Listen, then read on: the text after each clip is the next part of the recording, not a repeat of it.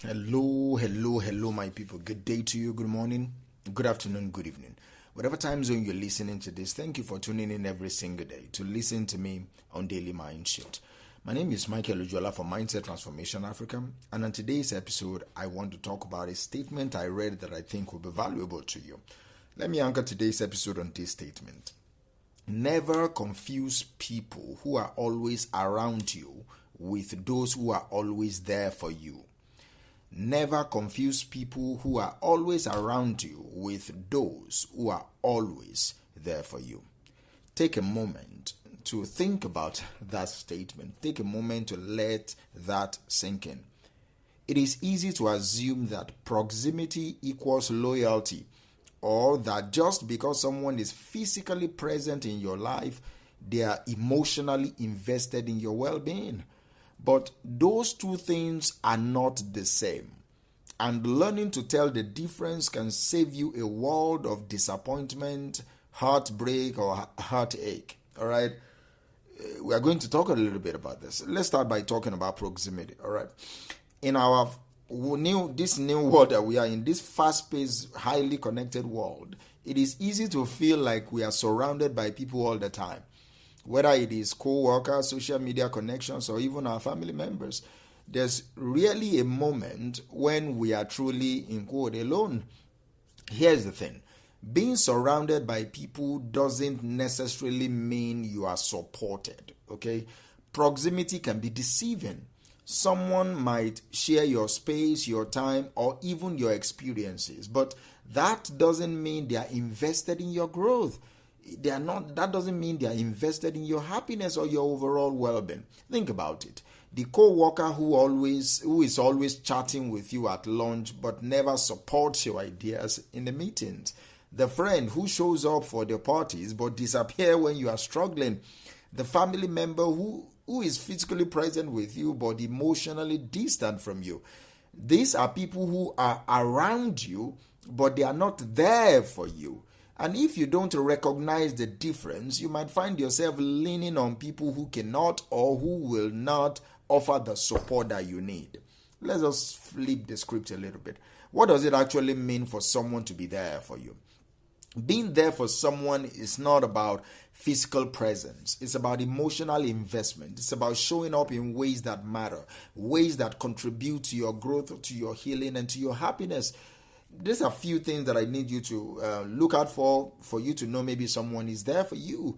They listen to you without judging you. They don't just hear your words, all right? They listen to your heart. They create a safe space for you to be vulnerable without fear of criticism or dismissal. They offer support, not just their opinions. When you are facing a challenge, they don't just tell you what they think you should do. They ask how they can help you. And when they ask you how they can help you, they follow through. All right, they don't just ask using words. They follow through. They celebrate your wins without envy. They celebrate your wins. True supporters are genuinely happy for your successes. They don't feel the need to compete with you or to compare to you. And also, they stand by you in tough times. When the chips are down, they are the ones who stick around you. They don't just ghost you when life gets hard. No, they lean in. They are with you, especially during the tough periods of your life. So why do we confuse the two? Why do we confuse being around and being there for? Do you understand? Why do we confuse the two? I think we mistake familiarity for loyalty. When someone is a constant presence in our lives, we assume they are loyal. All right, but loyalty is not about showing up. No, it's about standing up. It's about standing up for you. It's about standing up with you. It's about standing up beside you. Do you understand me? We also crave connection. That's why we confuse these two of being around and being there for. As human beings, we are wired for connection.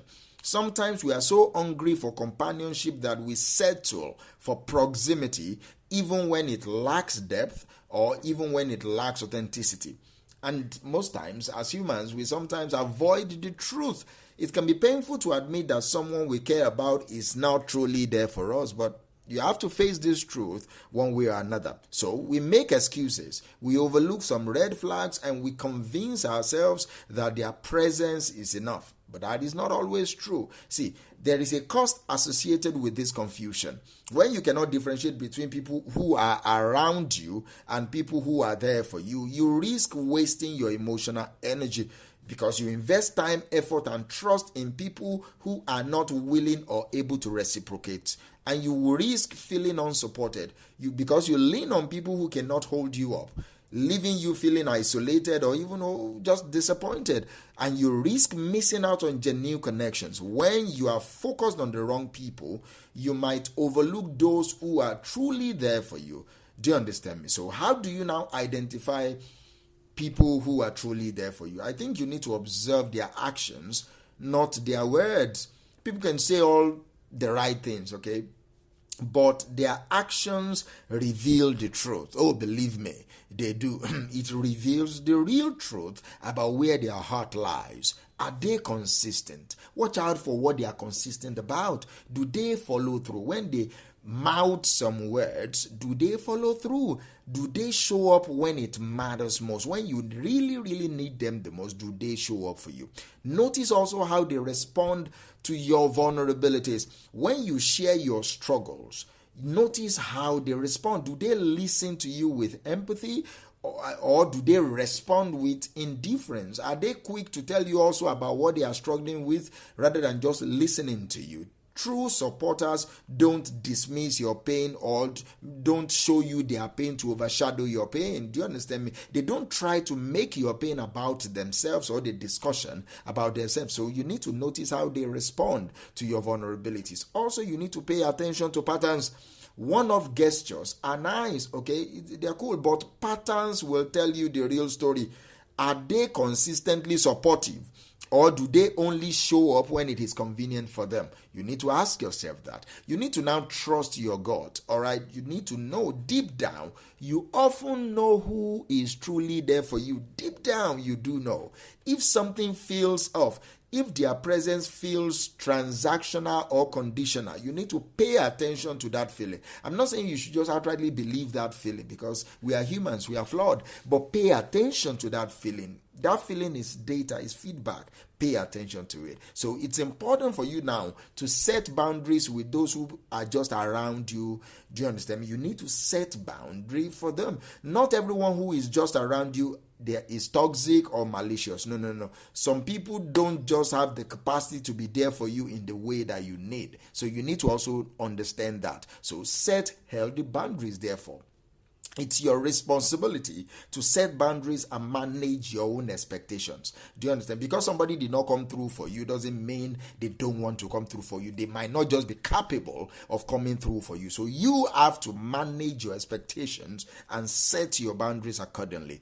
Be honest with yourself, all right? Accept that not everyone in your life is meant to play a deep and supportive role. You need to be honest about that. You need to also communicate your needs. If someone wants to be part of your inner circle, inner circle, let them know what that requires, okay? Let them know what it requires and protect your energy. Do not overextend yourself for people who are not willing to meet you halfway. You need to learn how to protect your energy. You need to also learn how to develop relationships that truly support you. Investment in mutual support is going to be key. Seek out relationship where there is balance of give and take. Surround yourself with people who uplift you and be also someone that uplifts them too. That is mutual. Okay, prioritize quality over quantity. You don't need a large circle. Okay, you need meaningful circle. Focus on depth, not the numbers. Focus on depth. The people around you, are they someone you can trust with your life? If not, then be careful. Be there for yourself, all right? That is the most important relationship you will ever have, the one with yourself. When you are there for yourself, you set the standard for how other people should treat you. This is the mindset shift for today.